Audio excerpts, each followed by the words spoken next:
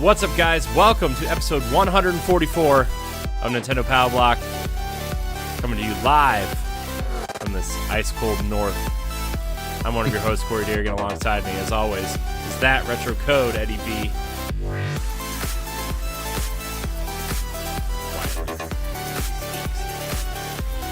Over here, the wise Wisconsinite, Jesse Douglas. How's it going, everyone? For those of you who are just listening and held up to Metroid Amiibo. This is going to be a very strange episode. I just want to get that out of the way. We were going to talk about the Nindy highlights thing that happened earlier this week, but some bigger news happened on Friday, and yes. we were gonna try to talk about it Friday night, but it was too late, and honestly, I went to bed at like 10:30. So I just got home. We're gonna do it here. It's a pretty big bombshell. So, of course, I do want to kind of go over some things real quick. We're breaking the video versions out into separate topics. So, if you're on our YouTube page or on our website, don't worry, you're still going to get the full episode on Tuesdays at 7 a.m. The full video, the full audio, all that stuff. But for a cleaner, kind of more concise experience for people who don't have a lot of time or are just interested in certain topics, we're breaking out the videos.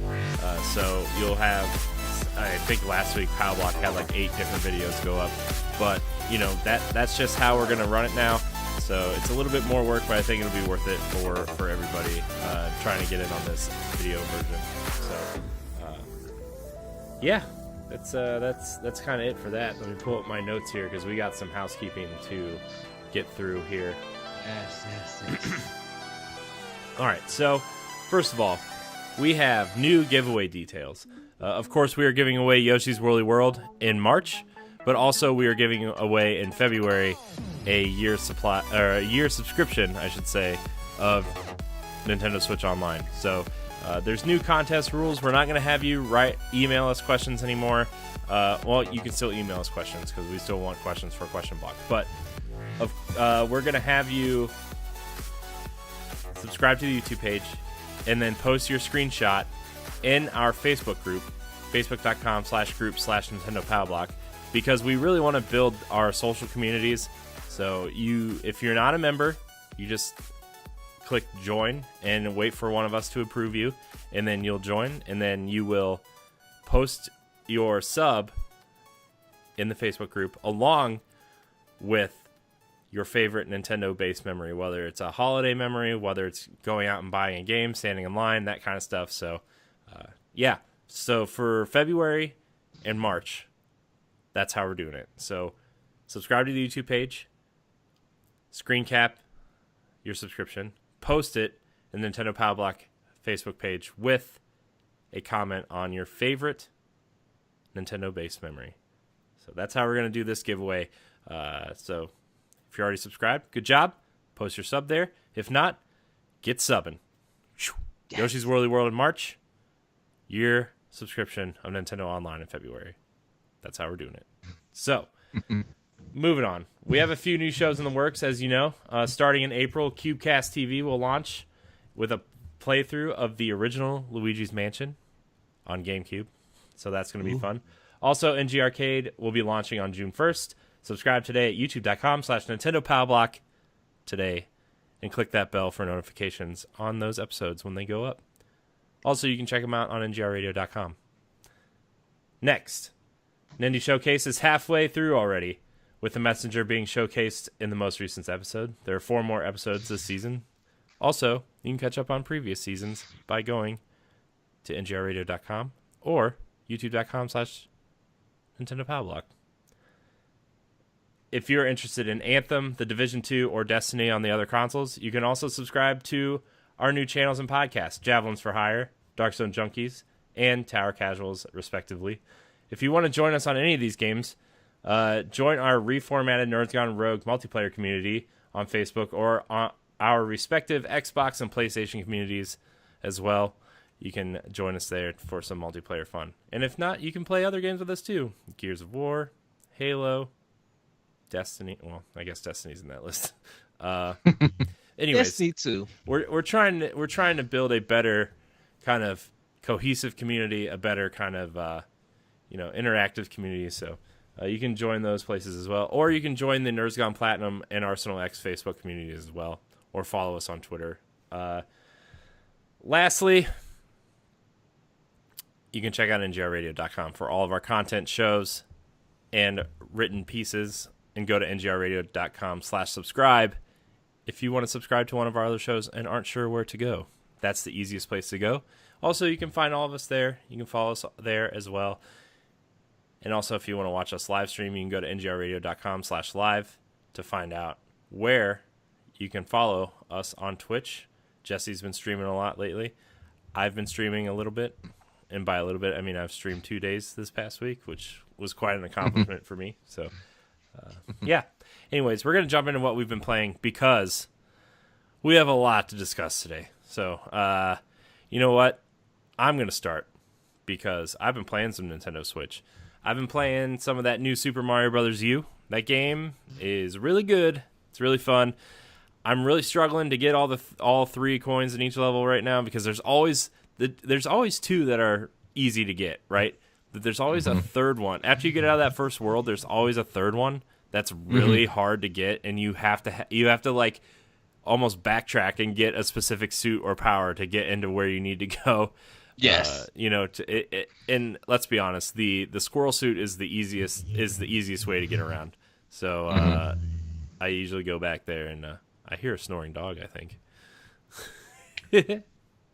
No, he's just sitting there looking, staring at the TV. That's funny. I heard him though. Right.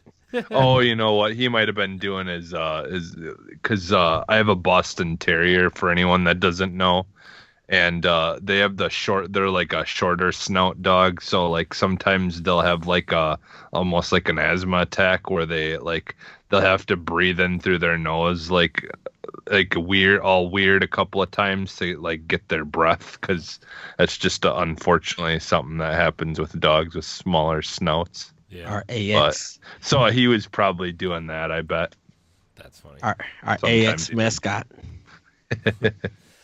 What was I saying? Oh yeah, so I've been playing a lot of the new Super Mario Brothers U during the day before I get on Xbox and play some other games, but I've been playing a lot of that. I started Travis Strikes Again, No More Heroes.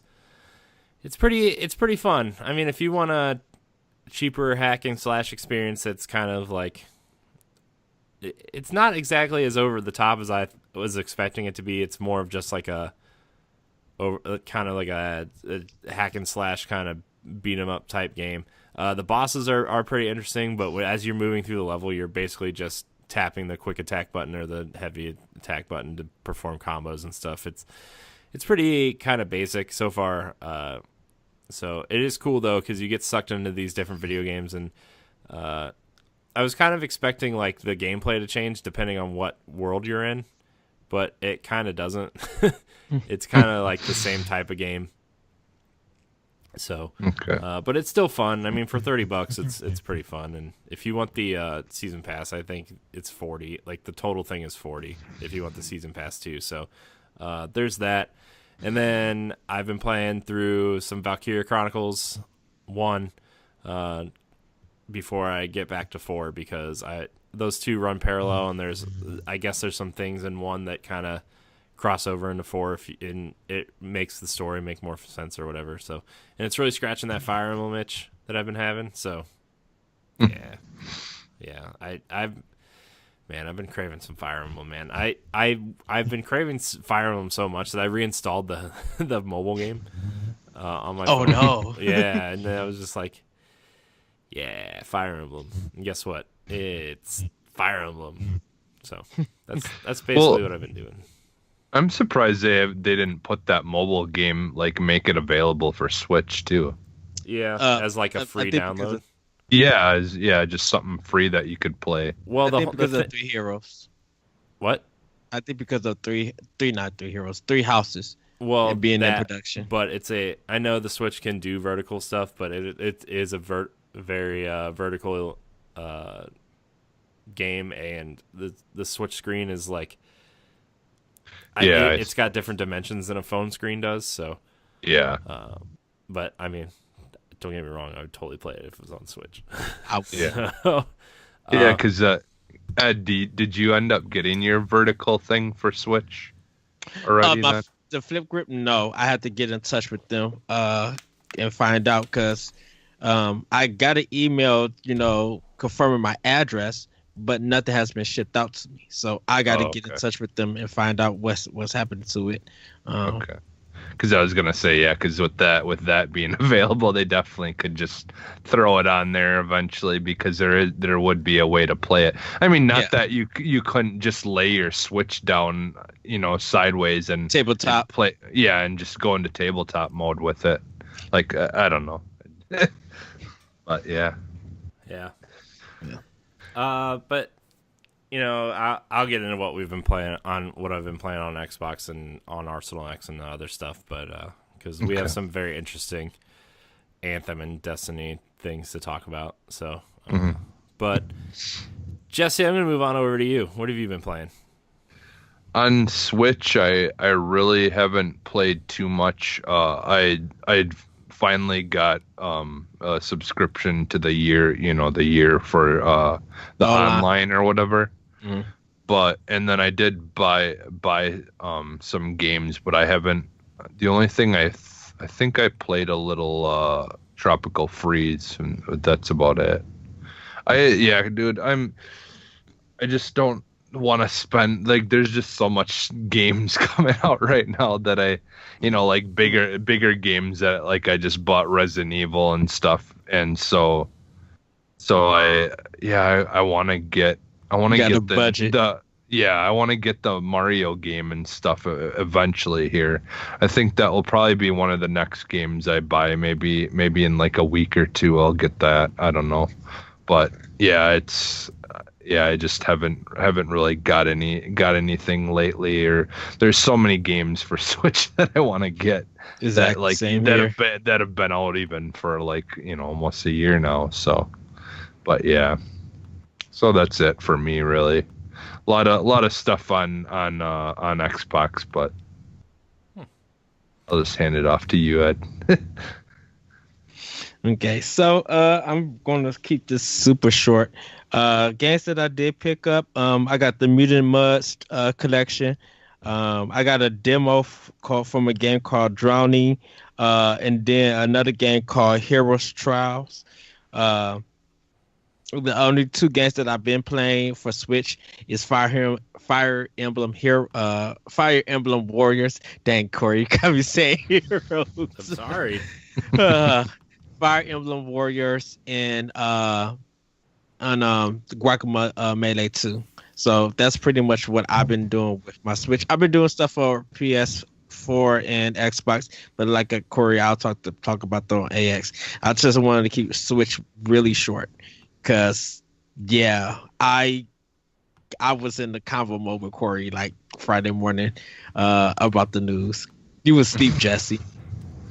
Oh, okay. Yeah, I mean, we talked. I mean, we were like, dude, I was at work, and Ed's like, Metroid Prime 4 was scrapped and changed developers. I was like, what are you talking about? And he linked me the YouTube video, and I was like, is this one of those fake videos that like people are like screwing around? And I ended up like, and all of a sudden, like, I mean, I couldn't watch it because I was driving, but then all of a sudden all these articles on other sites started popping up, and I was like, holy crap, this is real, this is really happening, and this is like This Metroid's our topic, our 3 topics today. So, I was just like, oh my gosh, this is insane.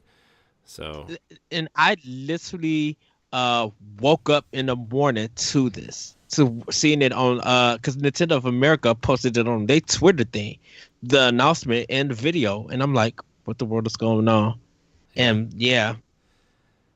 So I mean, it was a pretty big surprise to say the least. So, I guess we'll kind of get right into this here. Metroid Prime 4 development has been scrapped and restarted with the help of Retro Studios.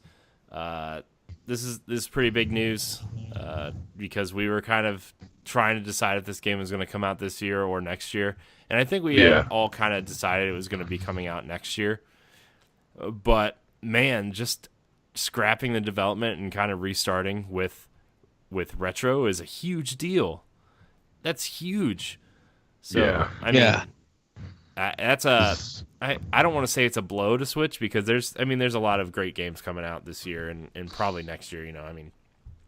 There's a whole bunch of rumor titles and everything that haven't even been announced yet. But man, to kind of just restart a project like this was kind of like, it was shocking that Nintendo themselves made a video about it and sent it out.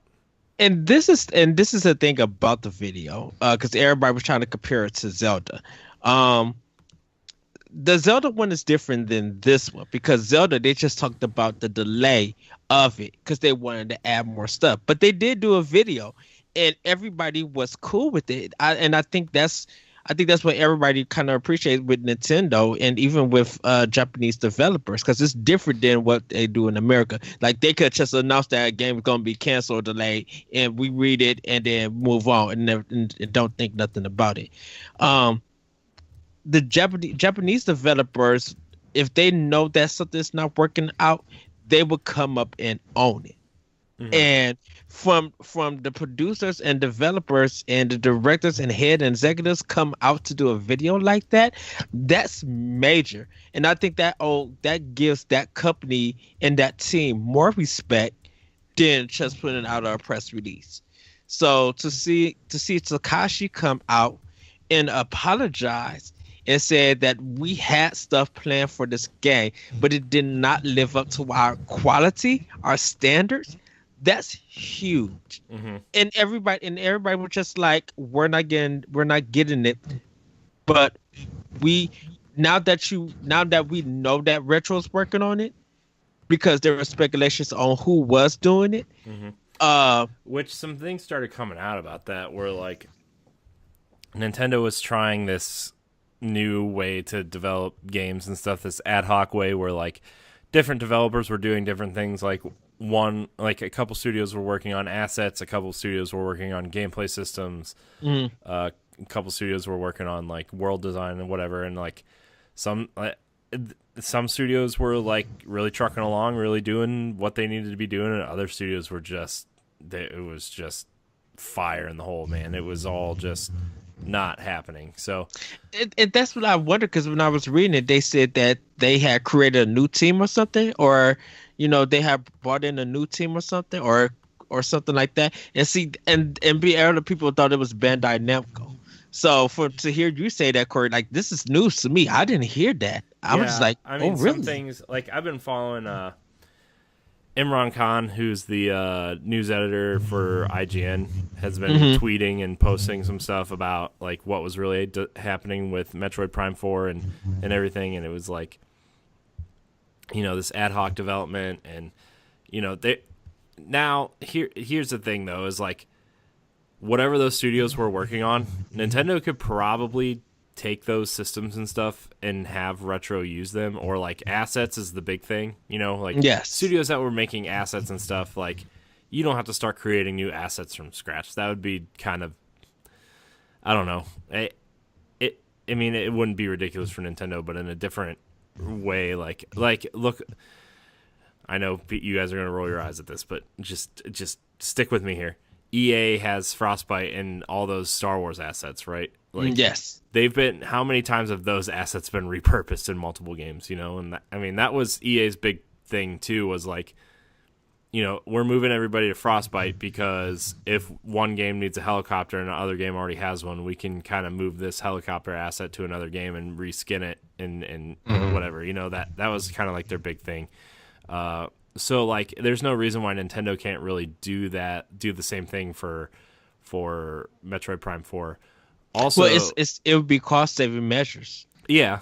Yeah, and thing too is they've already got HD models of Samus that they can pull from with Smash too. Even like they have these assets other places, and Nintendo. I'm pretty sure. Like I can't remember if we discussed this at some point, but like Nintendo's using Unreal Engine for a lot of their games now, for that reason. So. I don't know, man. It's a weird situation, but I mean, the thing is, I'm glad that they kind of scrapped the project if it wasn't up to their standards, because Metroid is a series that historically doesn't sell well, but Metroid Prime is kind of revered to a certain generation as like the Metroid series, right? And they want this game to live up to those standards, because Metroid Prime 2 were great on GameCube, and I think Corruption was probably pretty good, but the motion controls kind of led people to steer away from that game. But I think they found out real quick that the Metroid Prime name means something when they put Federation Force out, and people hated it, right? And it's like, this is not Metroid Prime. This is not what the Metroid Prime name means.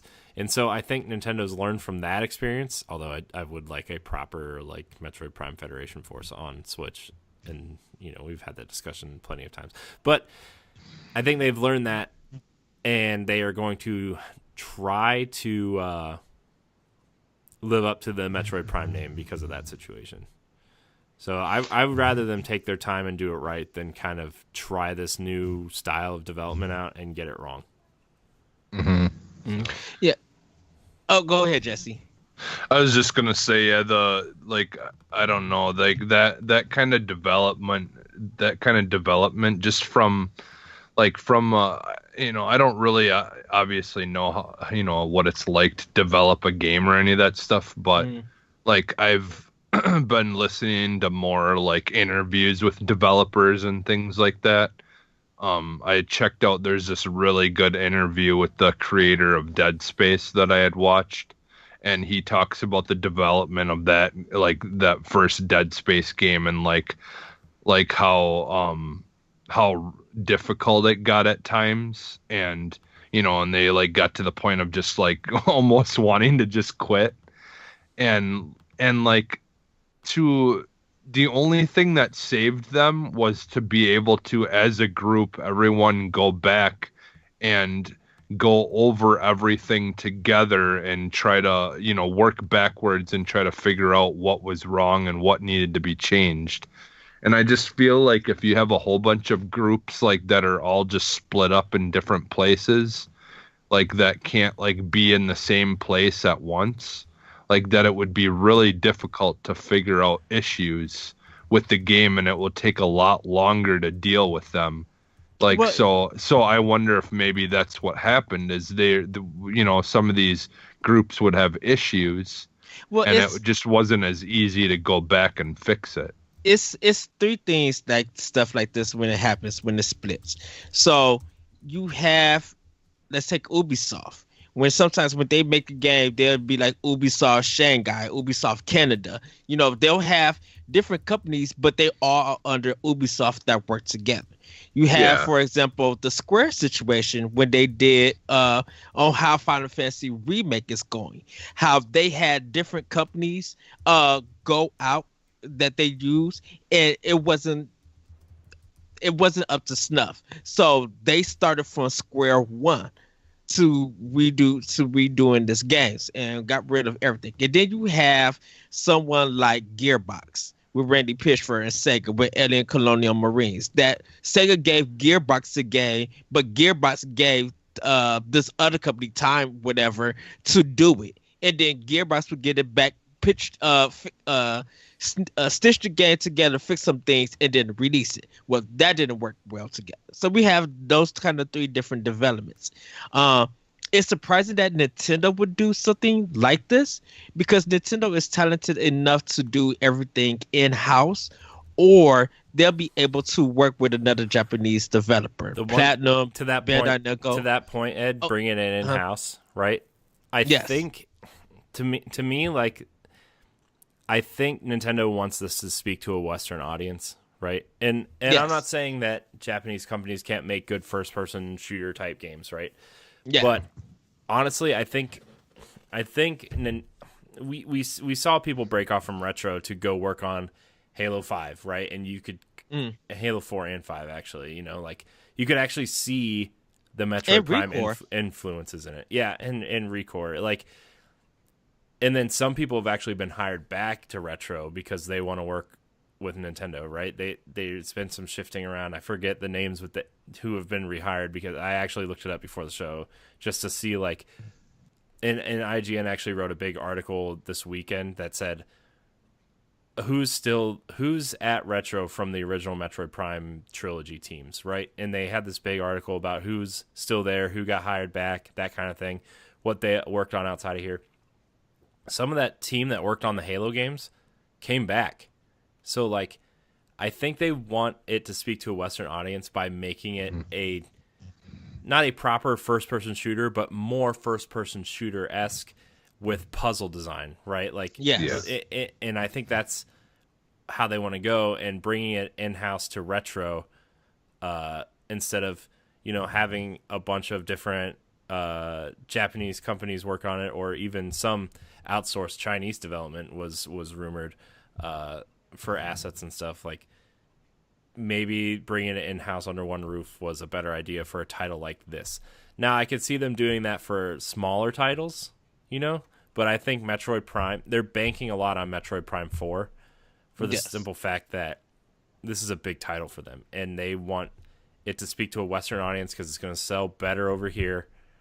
And I just think they made the right decision. I really do. It feels like just the Metroid series in general. I think after Metroid Fusion, they started splitting the game off. And Metroid is the only... Well, Metroid and the handheld Zelda games have been the only ones that have been split off to other developers. Mario & Rabbids to Ubisoft, that's more a side game in a sense, where it's not a full Mario game platformer. Those have been like the only time that Nintendo has used other developers. Bandai Namco with Smash, of course, but Smash was actually done in-house before they started working with Bandai Namco. And you normally don't hear a lot of companies do that. First party, in a sense, working with other companies to do it. Nintendo mostly want to keep their games in Japan to work with. So to see them, and I agree with you, Corey, working with Retro to make the Prime games more appealing to Western, because when Metroid Prime 1 came out, it was such a hit that Nintendo was shocked that, that they had a side Metroid story that they didn't expect that would sell well. Metroid has always been big in America. It's never been big in Japan, and somewhat big in Australia and Europe. But it's really a big franchise here in America. Yeah. So, go ahead. No, I was gonna say, I think the thing is too is if you want it to not only meet expectations but possibly exceed them, the best way to do that is to usually have the people who worked on it last, and now they're working with new better hardware. They're working, with easier thing to use to make the game. Well, or was the last ones on? No, the last ones weren't on Unreal. So this is kind of going to be new regardless, isn't it? Yeah. Basically. So yeah, at this point, most developers I feel like know how to use Unreal, so it's not really that big of a deal. But I just feel like this was probably the right move to do in the first place, is to just go with the people who had made the last one and let them improve on what they did in the past. Because Because that's usually most games. They improve with over time, and after a developer has gotten used to like the mechanics of everything and all that, then it just comes normal to them.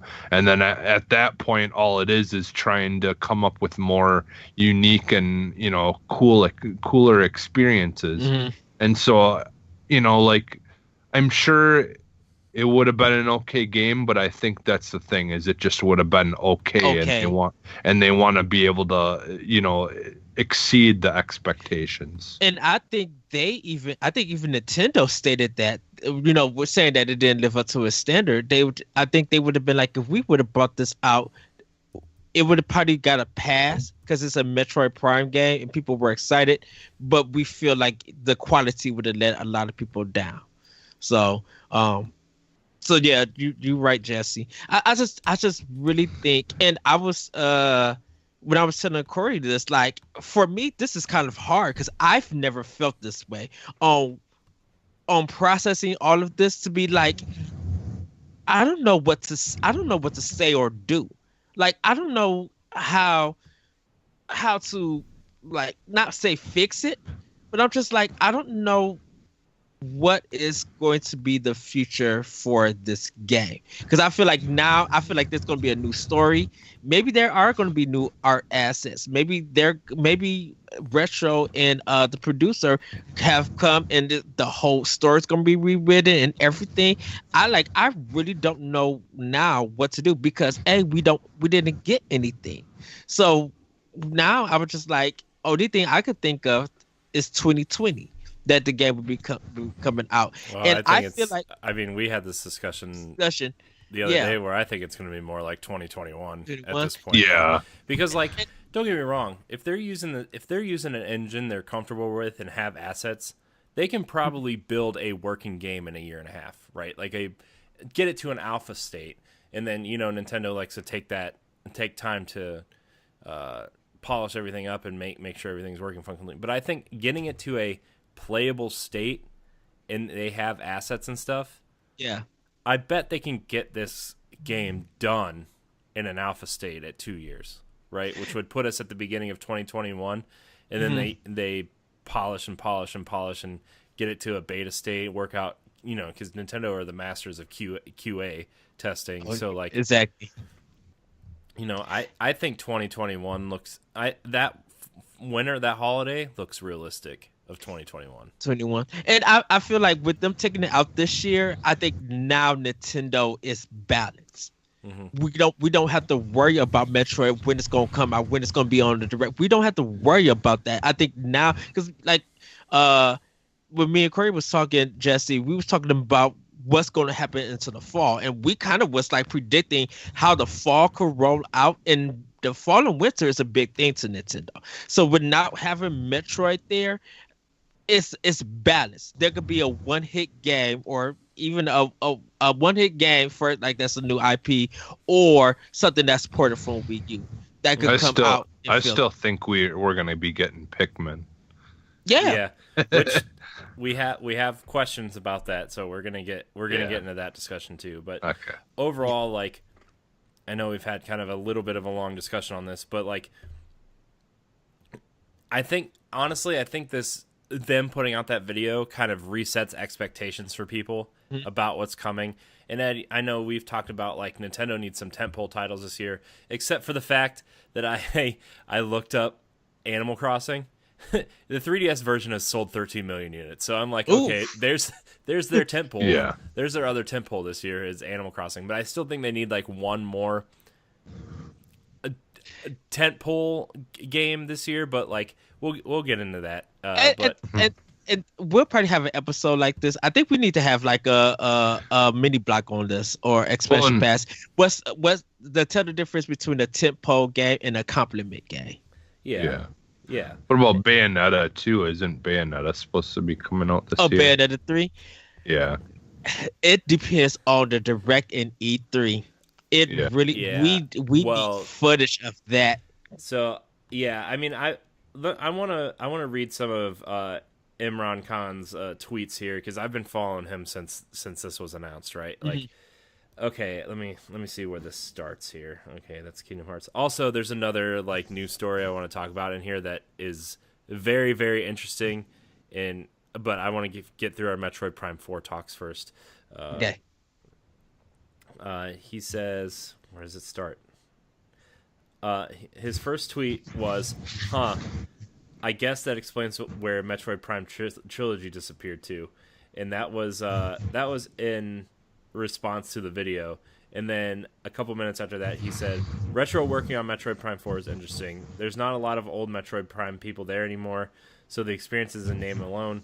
It's a good PR move, but I understand what happened to the old developer. But under what happened... Wow, this does not make sense. But I understand what happened with the old developer, which was BNS. Bandai Namco something? I'm assuming Systems, I think. Oh, Yeah. To cause them to overturn the table. So I'm gonna get in this thread. He has a couple more tweets on this thread. I last heard the last I heard of the game was around September when people told me it was proceeding fine. Reggie even said the same in December when clearly it must have been boiling over. So that tweet right there, he said either done or canceled, and then he says Nintendo sits on a lot of games for a long time until they feel like marketing it. New Super Mario Bros. U Deluxe was on the eShop servers for like a year before they started marketing it. So whatever they were working on is probably already done. It's probably that Star Fox Racing game that was rumored. So that's probably done. Can't wait for that if that ever happens. So he goes on to say the people who were working on it was Bandai Namco Studios, but different parts were also involved, including a studio in Southeast Asia made of mostly old Star Wars 1313 developers. So there's that. And then he continues later on to say, hearing that the big problem with Metroid Prime 4 development was Nintendo's experimental ad hoc development process, which was the game is being made in different parts of different countries. Some studios were trucking along saying it was going smoothly while others were on fire elsewhere. He says internal thinking was that it needs to be all under one roof to right the shift. Interestingly, Retro Studios made a pitch for their involvement and put together a demo that Nintendo liked. Some clarification, I think Trilogy was just meant to be announced in December, not necessarily at the Game Awards. I haven't heard specifically, but it's basically done and ready to be shipped. He says that later on in a couple tweets. So that's basically the story of that. So yeah, he's got some thoughts on that. Well, and so I mean, that's the thing. I mean, at this point, we almost do need to just get the trilogy to hold us over until the actual 4 comes out now. Because that's a great transition, Jesse. That's our next topic is, him bringing up the Metroid Prime trilogy being done and supposedly supposed to be announced in December. That seems more likely to be out this year now than Metroid Prime 4, right? We thought it was going to be their big February game. Wasn't announced, wasn't happening. We thought it was going to be a Bayonetta 1 and 2 situation. But that actually puts us in a curious place of where do we put Metroid Prime Trilogy this year, if and when it's announced and done and coming, right? Mm-hmm. I think yes, everybody once again, me and Corey had the discussion. I first said that, with Prime 4 not coming this year, Trilogy could fill it. But then I asked a different question, which is like, I think there's another game that could fill that void beside Trilogy. And that's probably where the compliment and tentpole question came up. Because now I feel like, do you also push Trilogy to next year? Does it need to be out this year? Well, or anything. I mean, here's the thing for Metroid Prime trilogy specifically. Look, Bayonetta 1 and 2 were those games are fairly short, right? And Bayonetta 3 did not come out the same year as Collection, right? So, I mean, that gives you a cool little holdover, and you get your fill of that game, and then you move on to the rest of the games, right? I think if this game's not coming out till 2021, maybe they put this out next February. You know, but the thing is like, I would really like to play it now.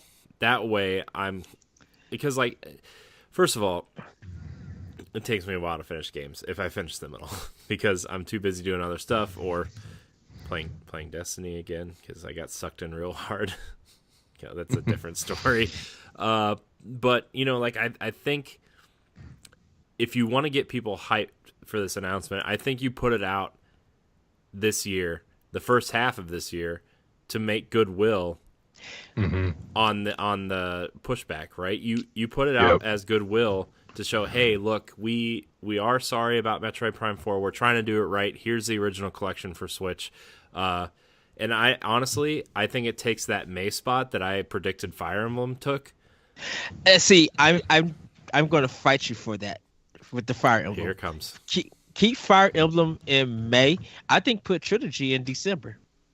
No, I wouldn't put it out that late. I will put Trilogy in December because you don't have nothing for December that everybody will expect. So right now we don't have anything for December. Expect, yeah. But so right now, where December is more of a open, where nobody, because like December is kind of a month that we don't really worry about games because it's Christmas. People are still getting stuff throughout the whole year, ready for a Christmas gift. I think to hold folks over, you get them, you give them Trilogy in December, and I say add some game. I say add Metroid Fusion and Zero to it. Add some extra, like really add some extra stuff to this trilogy. That's a different thing. We're gonna have a different conversation about other Metroid projects, right? Because like that was one thing. Is like some people are thinking Nintendo is rumored to be working on other Metroid projects. Yes. And there is a possibility that the Game Boy Advance games are going to be bundled with the 3DS one that just came out as a handheld collection. Samus Return? Yeah, as a handheld collection. So, well, and what I was thinking too is I'm kind of with you, Corey. I do think it's going to come out sooner if it does this year, but I'm the only reason I'm thinking that is because we've kind of been waiting for a direct lately and we haven't gotten one yet. So does that mean maybe that they're completely redoing that direct and because of this now they're gonna focus on the trilogy in the direct versus what they were gonna talk about was Prime 4 a little bit. That's exactly what I'm thinking, Jesse, is like they didn't have a January direct because they knew this was happening with Retro. They wanted they put out the indie highlight. Yeah, so they put out the indie highlight, and I bet we get one within the first 2 weeks of February. They're retooling it. They're kind of, I mean, I'm sure they've been talking about this for years at this point, but like repositioning their 2019 lineup, right? Where they can get the most out of it, and now they're like, well, how do we position Metroid in here? Do we put it out in the fall? Do we put it out in the beginning? Do we make goodwill? I think what you're going to see is a similar type video from Reggie or Bill or something, right? And from what they did at the Nintendo store. Yeah, I mean you're going to see that, but I mean like the direct opens with like either Reggie or Bill or I always forget the guy that does the Japanese man who does the Takashi. Directs. Yeah, Takashi.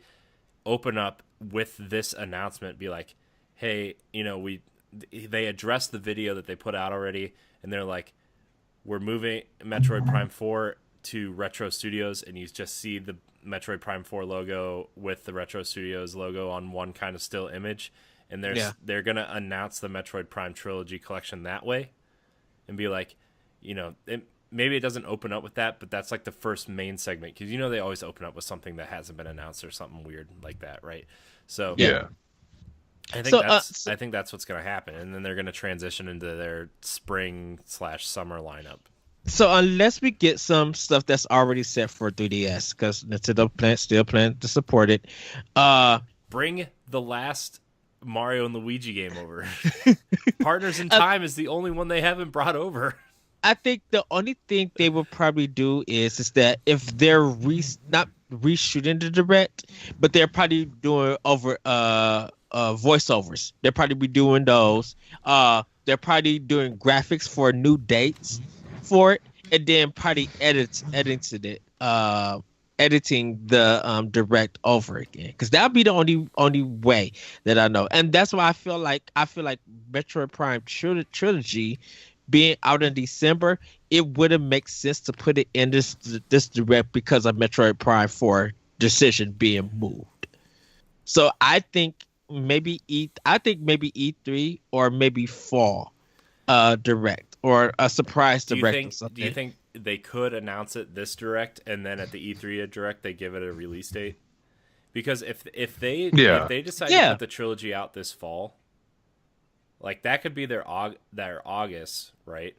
Mm-hmm. And we kind of, what do we say would be September? Animal Crossing would be September, Luigi's Mansion October, Pokemon November. Yes. So, I mean, and that's why I said trilogy for December, because of nothing fitting.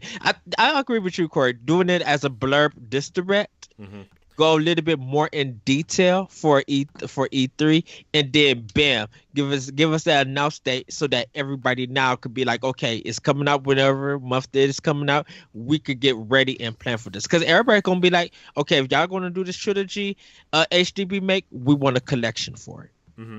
We want some Joy-Cons that go. Like, people are expecting, if you're going to do this trilogy, you're going to need to come big with it to make it up for Prime 4 being done. You don't need to come out big. You just need to make sure you have the goodwill of the people, because Metroid Prime 4 is a big title for them, right? I think they're kind of positioning that as a tentpole thing. I think maybe you just address it and say, hey, look, we are bringing the Metroid Prime trilogy. We don't have anything else to announce at this time, because, I mean, what if they make like a trilogy collector's edition with like a special amiibo or something? I could see them really doing that. And that's what people will be hoping for. That'll be like their goodwill move, is like, we have the trilogy, it's $60. If you pre-order it or something, you get the amiibo with it, that kind of thing. Yes. Some sort of, like, even if they redid the steelbook case like they did for the Wii version, right? Like if they just had like a steelbook. Yes. I say release some like Metroid Prime or Silver theme kind of Joy-Cons with it, like, or a Pro controller. Because I now wonder if a Pro controller would be cool, because we've got all the Joy-Cons, right? They can't package a yellow and a red Joy-Con together, right? That would be too, I mean, on the nose almost. I mean, I guess they could, but like, I would see that more as like a special edition Switch for Metroid Prime 4. As like, they have a Metroid themed Switch come out with the Joy-Cons or whatever. And by then, like, that, if they if they revise the Switch at all, like, that could be the way they sell a revised Switch too, is like, hey, we have the Metroid whatever special edition whatever. Because I wonder if they're gonna retool Corruption and Prime 4 to fit Pro controller and Joy-Con. You mean 3? Corruption is 3. 2 and 3? Yeah. You said 3 and 4, so. But 3 and 4 is because Prime 4, we don't know if it's going to be just straight Joy-Con, but if they're going to make it Joy-Con and Pro controller. So with 3, with Corruption being only remote, they could probably reprogram it so that it fits the Joy-Con and fit the Pro controller. That's why I said 4. My thing is, I want them to retool all the games and have them have dual joystick support instead of like, because like, look, Metroid Prime's a great game, but like controlling Samus with one joystick is very old way of thinking, right? Like, It's very GoldenEye, very Perfect Dark. And Resident Evil 4.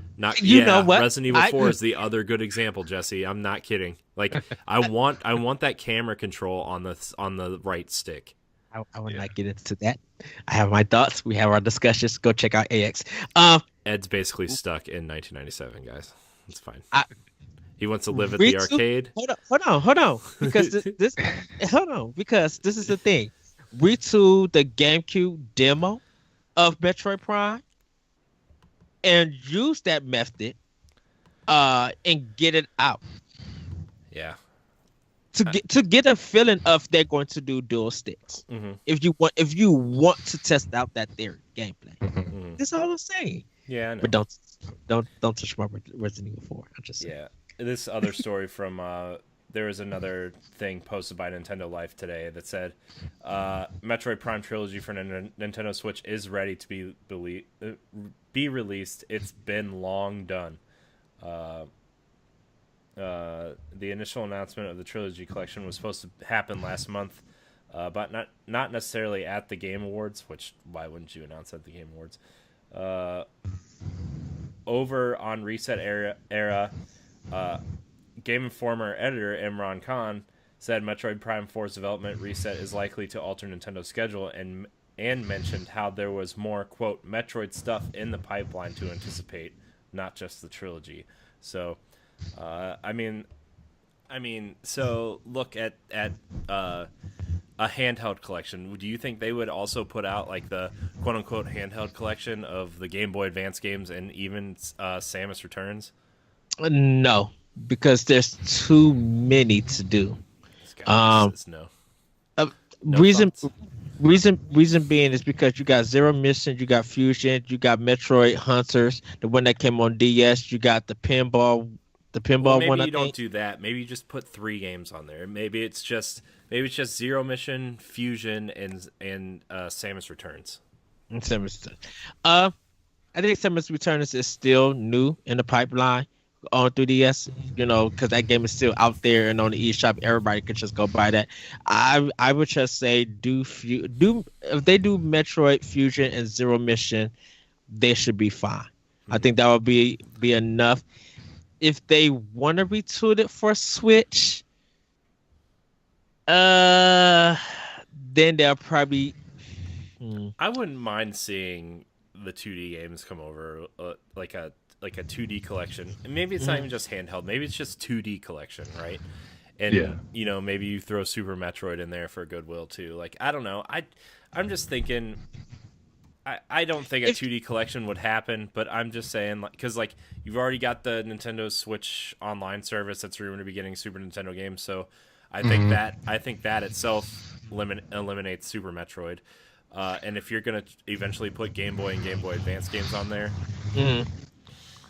that's what I was gonna say. Would it be maybe more so if they did something like that? I think it would be with the announcement. It would be like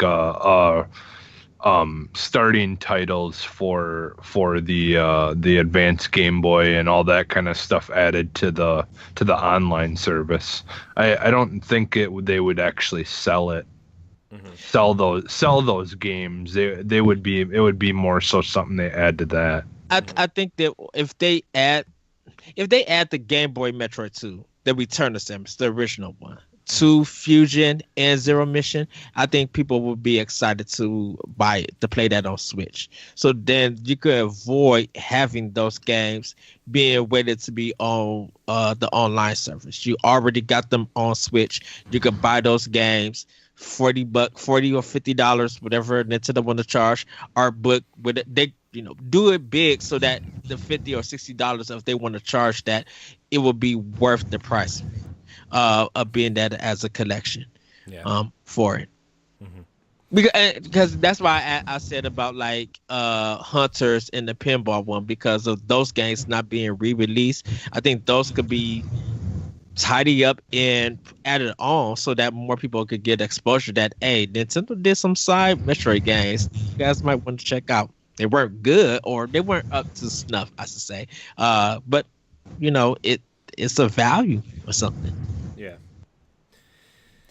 This last little bit of news here before we get into the question block. Imran Khan also reports, I've been following him a lot recently. So, based on a recent update to Travis Strikes Again, he says that Suda may be trying to position a potential No More Heroes 3 as No More Heroes versus Killer 7 for the story. He also says a few months back, I asked Suda if he would ever want to do a Smash Brothers style game of his own properties, and he laughed, but pretty knowingly. Where's the rest of it? So that's that. I should show this thread, and there's only one response. So, do you think that would be a cool idea if they did No More Heroes versus Killer 7? That's kind of a weird, almost. No. It would be interesting. I'd be interested. Ed's not interested in anything that we have to say unless it's his idea. No. It came out in 1997. You in this 1997. The thing about it is that No More Heroes and Killer 7 are too separate to bring in, because Killer 7 is burst off of personalities, and No More Heroes is definitely with two gangs, is with assassins. So they just wouldn't gel well, because it's just like, in reality, if you think about it, with Killer 7, it's supposed to be one person with these 7 different personalities, and those personalities have a human form, human likeness to them. So it just wouldn't make sense if they want to do a No More Heroes one as just a long as a Smash game. It will work as a fighter, because if you have all of those characters established, I just don't think that this doesn't make sense and stuff. Now, if you give me a Killer 7 remake for Switch, then yes, give me that, and then throw in No More Heroes 3. But for a Smash thing, just keep it between No More Heroes 1 and 2. Yeah. Well, the update to the Travis Strikes Again ending, they added a new ending. A Killer 7 character, Dan Smith, makes an appearance in the Travis Strikes Again opening and closing now. So available today as the Day 7 patch, released 1 week after launch. So interesting. We'll see.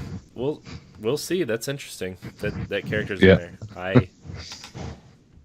All right, guys, we're going to get into the question block here. We've got a lot of questions that harken back to our topics of the show, but we only have 2 questions today, but they're pretty deep questions. So, long-time Nerds Gone Rogue fan Deshaun Malone writes in and says, as a huge Metroid fan, I'm pretty bummed. What do you think this means for the Switch's timeline in 2019/2020? So we already discussed that Metroid Prime 4 probably isn't coming till at least 2021, right? I've been thinking a lot about this year in particular. There's a bunch of rumored titles that haven't been announced yet. Here, the 3 that have been heavily rumored, I guess 4 now, if you include last year's quote-unquote E3 leak. We have Pikmin 4, Mario Maker 2.0, which I think could be their big tentpole game, their third big tentpole game this year. Star Fox Grand Prix, and Metroid Prime Trilogy. Those are 4 games that have been heavily rumored for months. Don't deep dive down Reddit rabbit holes, guys. It gets very interesting and sometimes very dark. And you brought up another one, Corey. Mario & Rabbids 2. Oh yeah, that's the other one that was rumored. Ubisoft, I guess, falling down the Reddit rabbit hole, I guess Ubisoft wants to have a Switch collaboration every year until the Switch becomes unpopular or they just can't do it. But Mario plus Rabbids 2 is also heavily rumored. So those are 5 games that are rumored. Probably not all this year, or maybe those ones are this year and they're pushing other titles out of here. But if you have those titles, you also have Bayonetta 3, Animal Crossing, probably 2 versions of Pokemon, Luigi's Mansion, Yoshi's Crafted World, what else was there? I'm just listing. Shimmy. I'm just listing first party. Here. Oh, Shimmy. Well, Shimmy got me to say 5. Because they showed that they've been showing, people have been talking about that a lot. Then this is probably third. Dragon Quest 11S. I think that's going to be the title for that one. Yeah, you they showed still off have footage for that. Did you see that? Yeah, Did you watch that? I footage? did. It looks really good. Yeah. Like my most anticipated game, Daemon X Machina. You got Sayonara, Hearts Sayonara thing. Wild Hearts. Wild Hearts. You got that. You got Marvel Ultimate Alliance 3 from Tecmo and Nintendo. That could be coming this year. And like I told Ed, like Marvel Ultimate Alliance, they're probably aiming for the Avengers home release Yeah. for that. Or it could be, when does Avengers come out? April? Right? April? I don't know. I haven't been keeping up with this stuff. I'm not sure yet. I think, end of April. It comes out April 29th or something like that. So that could even potentially be their April game. Yeah. Except for the simple fact that there's so many games coming out in April that I don't think they want to mess up third-party stuff. Like, you got 2 Final Fantasy games, Mortal Kombat, Dragon's Dogma. You got to throw one of the Resident Evil games in there somewhere. Final Fantasy X, Final Fantasy X2. Don't forget Vampire is coming to Switch, so that might feel something. Regardless on how you look at it, surprising that game is coming to Switch. Mm-hmm. And I think Ace Attorney is also coming out in April. The Ace Attorney trilogy. Ooh, I forgot all about that. Yeah. So, plus, Shovel Knight, the most important April game. Yeah, we got that. What me and you talked about, Corey, about EA try to get Frostbite on Switch. If they could get that working, maybe we see Madden 20 on it on Switch. Yeah, I mean, I'm not gonna try to bet on that right now. I'm not. I'm just. I get it. Doesn't even work on Xbox. Yeah, I know. but if they could get something of Frostbite working, and if EA could get some of their games ported over to Switch, maybe we could see something this year. I mean, because hopefully we see the one game that one female and her team is working on that they announced at E3. Hopefully we see more of that. That's a possibility that could come to Switch because Faye came to Switch. So. That one, the EA Originals thing. The submarine game or something. I forget.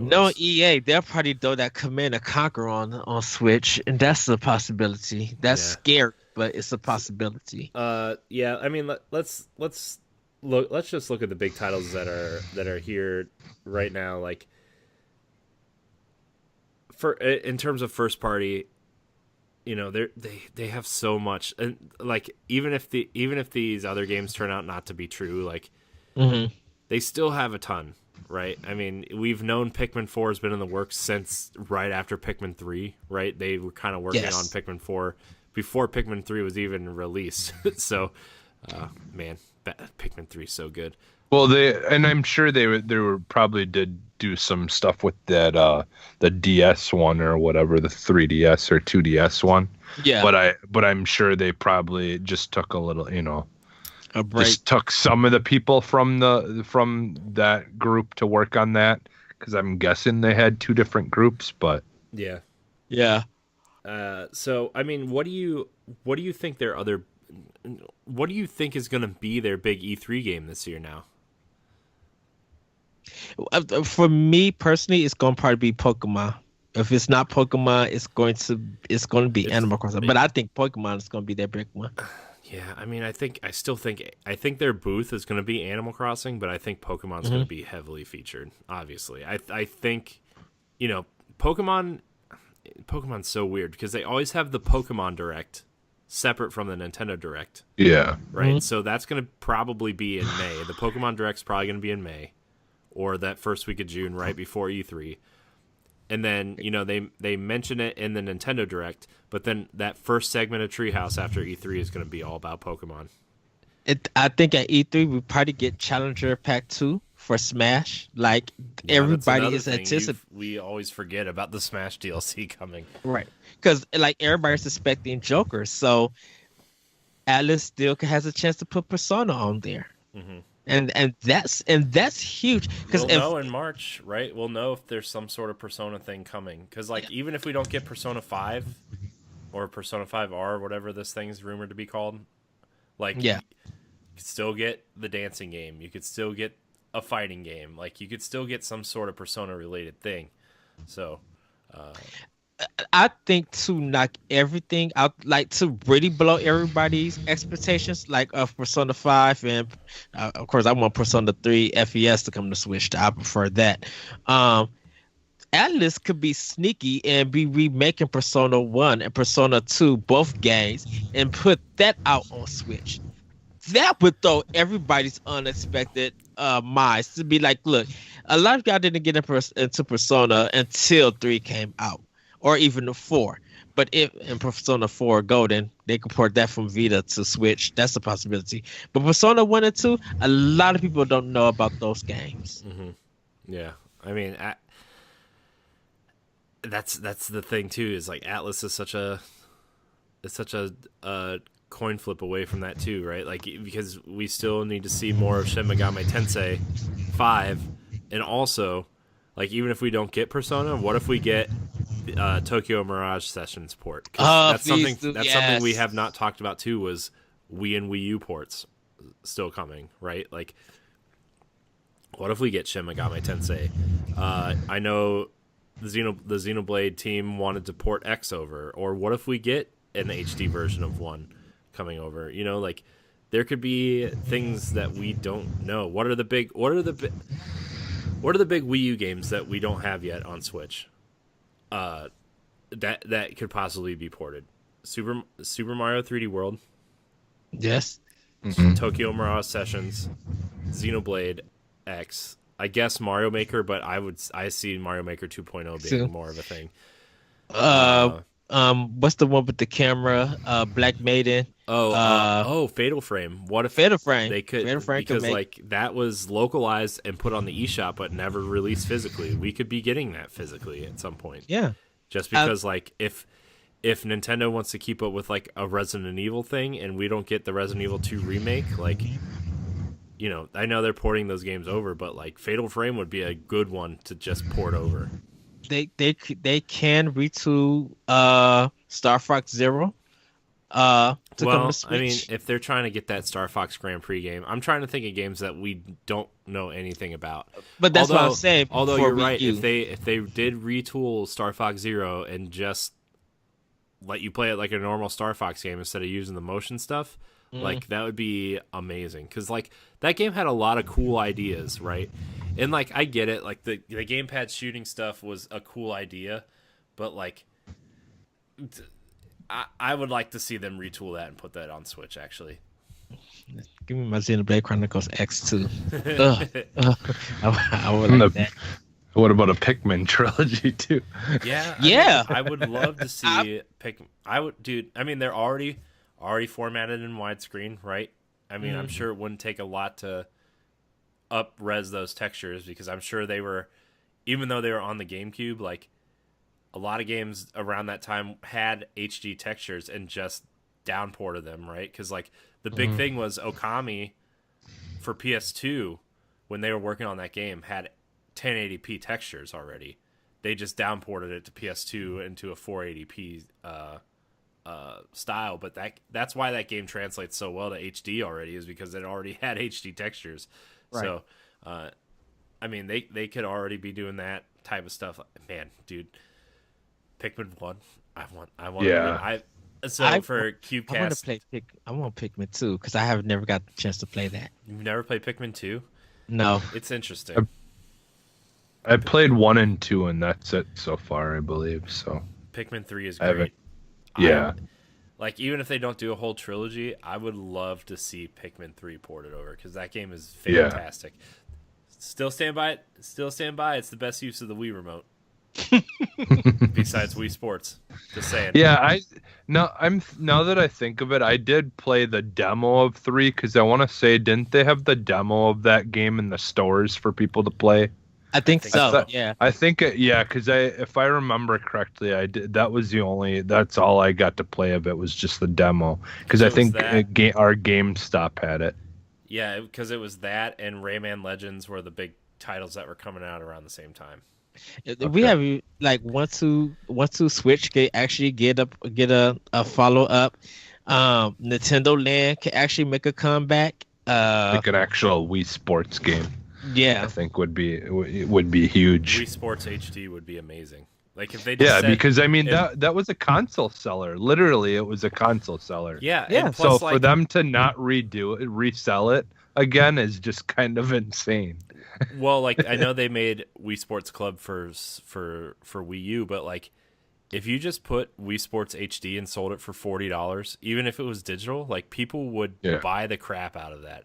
Just Yeah. because like the Wii it's been long enough since the Wii release. Gosh, man, dude, it's been 13 years since the Wii released. There's been a whole generation that grew up playing the Wii that want to play Wii Sports, right? And like that would just Yeah. man. And like I said, they can just call it Me Sports. They don't have to call it Wii Well, Sports. I mean, just call it Me. They could Sports. just call it Wii Sports HD. SD, right? And we still have for my RPG fans out there, we still have Grandia and Grandia 2 still coming to the Switch. Lassinger 1 and 2 is coming in Japan. Hopefully that comes to America because I've never heard of it, but I've seen it and I was just like, oh, this would be something I'll be down for.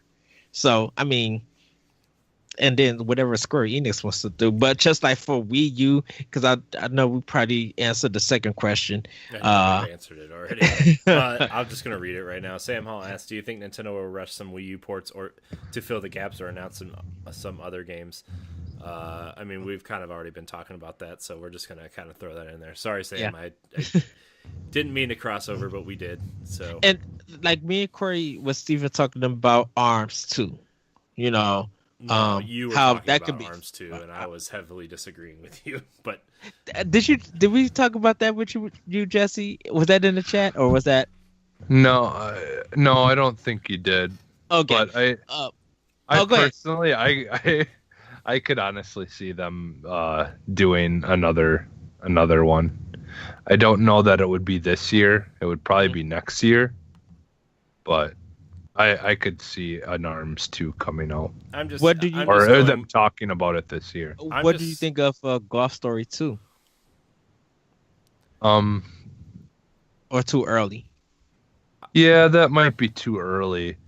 Because like like with the whole thing that that the limited run games did with Ah. Best Buy, and like literally that just came out in physical form just like a couple of months ago or whatever. So But they Like, could I announce. think- yeah, maybe announce. I think that would be maybe something though that they would do in like an indies early next year.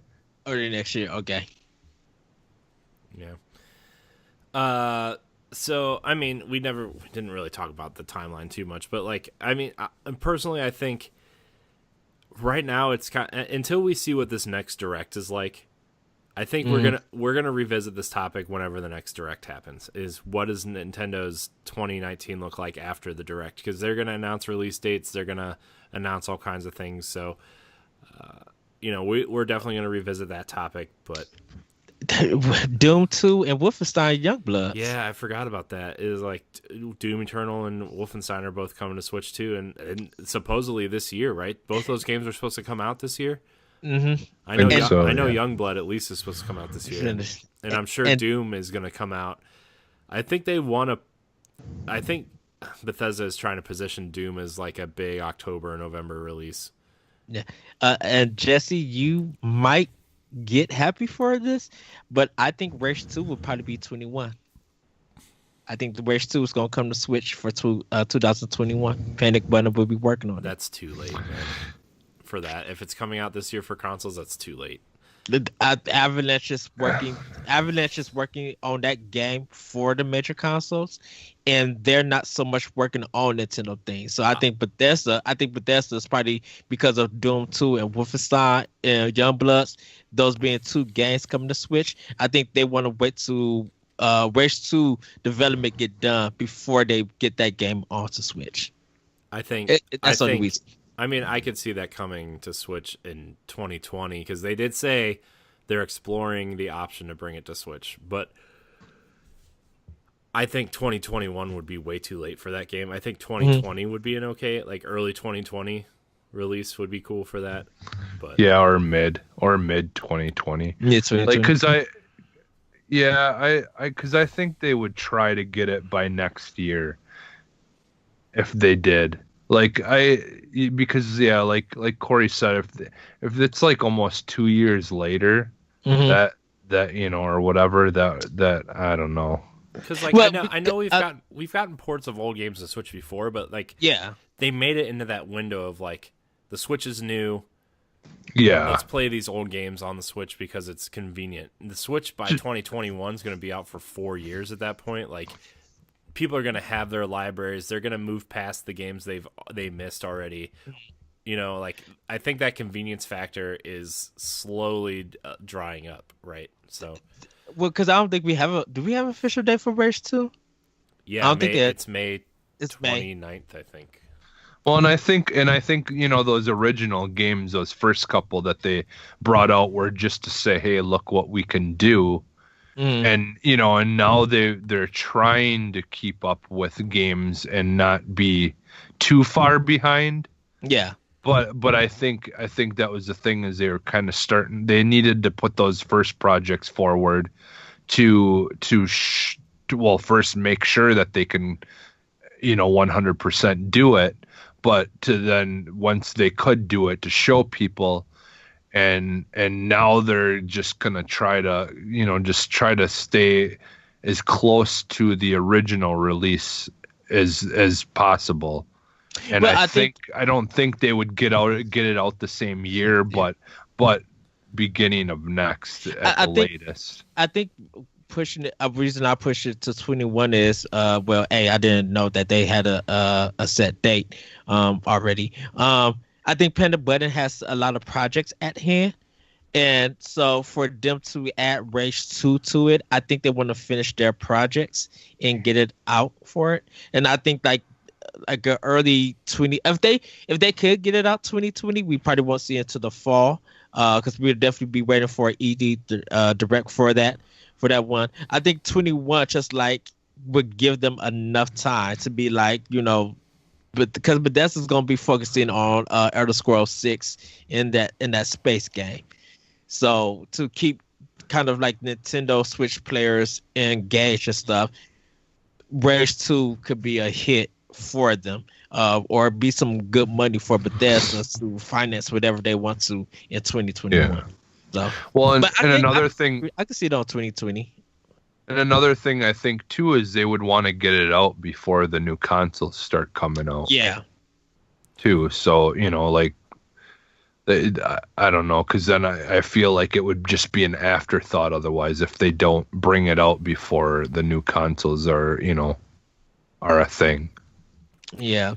And for them to work on Wolfenstein, for that to come out, like for them to announce it after I think what did Wolfenstein 2 get announced before the game actually came out, or Wolfenstein 2 was already out? Wolfenstein 2 was announced in the November Direct after it came out. Yeah. So do you think the same thing could happen at E3? They announced it Rage 2? I think we're spending way too much time on Rage, in my personal opinion, because I don't think Rage is coming to Switch. But it's a possibility. I'm just saying it is. I wouldn't have people get their hopes up. So just can't count this out. I think it would take long. Personally, just to wrap this up, I think personally that if Rage did end up coming to Switch, the thing is Rage is not running on id Tech like Wolfenstein and Doom. It's running on Avalanche's proprietary engine. So that's the only thing, is like if Panic Button did it, or even Iron Galaxy, like they would have to relearn the engine. Learn how the engine worked, which is like another reason why like I think a year at best would be, especially if Panic Button's working on Doom and Wolfenstein right now to hit day and date release dates. Like that's so far away that's why I don't think Rage would be coming, is because you would have to find the right porting house. You would have to find people who know the engine and that kind of thing. So that's my only thing about that. But I don't know. 2019 is going to be an interesting year. 2020 is going to.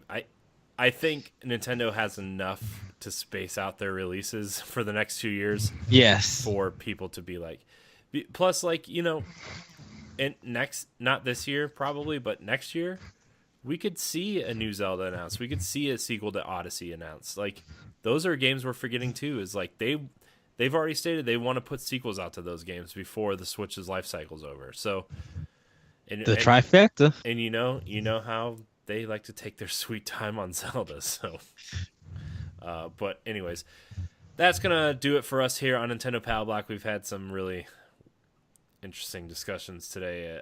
I think Nintendo's in a good spot. I don't think people need to worry about Metroid Prime 4. If anything, I think this is a better situation for that game. I think Nintendo's 2019 is shaping up just nicely, and even if we don't get those rumor titles, still a big year for Switch. So, remember you can email us your questions at nintendopalblock@gmail.com or join our Facebook group, facebook.com/group/nintendopalblock to submit your question. Also, the giveaway, just a quick reminder before we wrap up, subscribe to the YouTube page, join the Nintendo Pal Block Facebook group, post your subscription screenshot and your favorite Nintendo memory. You can follow us on Twitter and Instagram at Nintendo_PBlock. You can also find all of our content on ngrradio.com and on youtube.com/NintendoPalBlock. Jesse, where can we find you? You can find me on Twitter at PhantomMegaDAX. Ed, where can we find you? You guys can find me on Twitter at ThatRetroCode, and you can also check out this week's optional opinion on ngrradio.com. Special feature. Nice. You can find me on Twitter at CorianHD713. I changed it, so there you go. 713. It's my daughter's birthday. I had to do that. You can also find me on Instagram and Twitch at CorianHD. You can find me on various content around ngrradio.com and on the other channels. If you like Destiny, Anthem, or The Division 2, you should subscribe to those channels as well. You should subscribe to Tower Casuals, Javelins for Hire, and Dark Sun Junkies. Those are podcasts you can listen to every Monday, or you can check out the channels for more content. Also, everybody, check out the latest Indie Showcase. Me and Corey played The Messenger, so check that out. Yes. You can also download our other podcasts, Arsenal X, our Xbox podcast, Nerds Gone Platinum, our PlayStation podcast, and Nerds Gone Rogue, and of course, Nintendo Pal Block every Tuesday at 7 a.m. Eastern Time on your podcast service of choice. I want to thank everybody for watching, and until next time. Bye, everybody. Bye. Woohoo! Like, subscribe, and share.